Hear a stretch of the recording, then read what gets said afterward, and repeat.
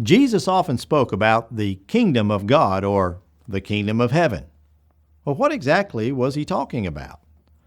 For many religious groups, the kingdom that Christ is referring to has yet to arrive.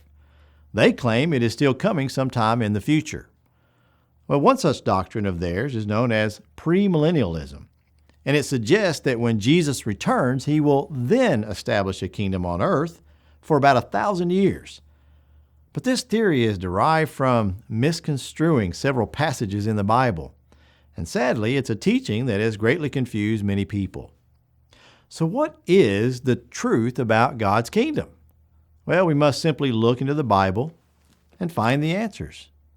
And first, we can go and read prophets like Daniel and Isaiah who prophesied about a coming kingdom, like Daniel chapter 2, verse 44, or Isaiah 2, verse 2, and Isaiah 9, verse 7. They say it would be a special kingdom like no other before it. Daniel even specifies the time frame of its establishment. He says, in the days of these kings, and he was referring to a fourth kingdom that would come after the present one of his time. Now, if we look back in history, we see that indeed the Medo-Persians came after the Babylonian kingdom. That's the one of Daniel's day. And that was followed by the Greeks, which was then followed by the Romans. So according to the prophecy, God's kingdom would be established during the reign of the Roman Empire. Now, secondly, Jesus came to earth and he preached and he stated that the kingdom was at hand in Matthew 4, verse 17. And he also said, the kingdom has come near you in Luke 10, verse 9. So this indicates close proximity of time in its establishment. Now remember, Jesus lived during the time of the Roman Empire.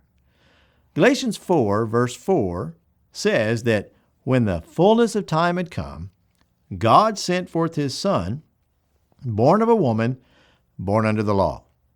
That means God's timing was involved in all of this. Now, thirdly, we must simply look for specific identifying characteristics that indicate the presence of a kingdom. For example, every kingdom must have a king, it must have subjects who are under the king, and then it must have a territory, and it must have a law. So if it can be established that those four elements are present today, well, then we can conclude that the kingdom exists today.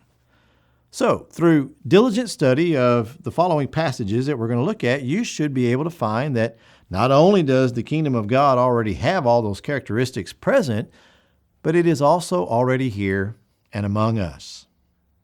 Now, the first identifying mark is that the kingdom must have a king. And if it does, is he reigning now? Well, I'd like for you to look up these passages and determine the answer. John 18, verse 33 through 36. 1 Corinthians 15, 25 through 26. 1 Timothy 6, verse 14 through 15.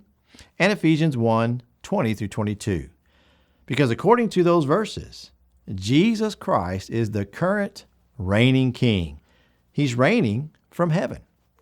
Now, secondly, does the kingdom have subjects? Well, consider what John says about himself in Revelation 1, verse 9. In that passage, he says that he is in the kingdom.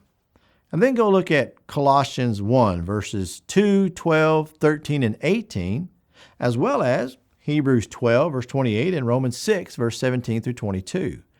You see, all of those passages indicate that the true disciples of Jesus are subject to him as their Lord and King. Now, thirdly, a kingdom must also have a territory. Notice that in Matthew 16, verses 18 through 19, Jesus Christ uses the terms church and kingdom interchangeably. Consider also that the words church and body are used interchangeably in Ephesians 1, 22 through 23. And then in Acts 2, verse 47, and Galatians 3:27, the Bible also teaches us that we are added into Christ, that is, into the church, upon our obedience to the gospel, 1 Corinthians 12, verse 13. So the territory of the kingdom is found among the hearts of the disciples because Jesus described the kingdom as one that isn't physically visible, but one that is within us in Luke 17, 20 through 21 and Romans 14, 17. Now lastly, a kingdom must have a law.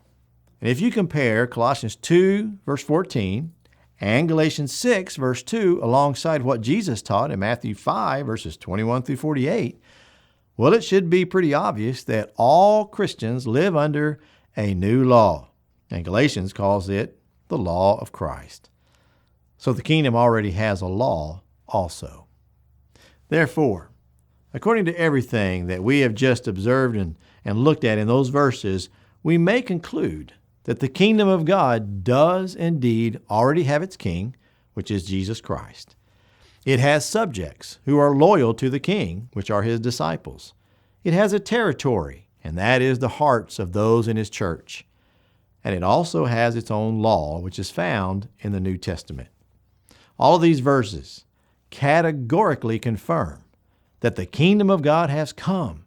It is here, and it currently exists.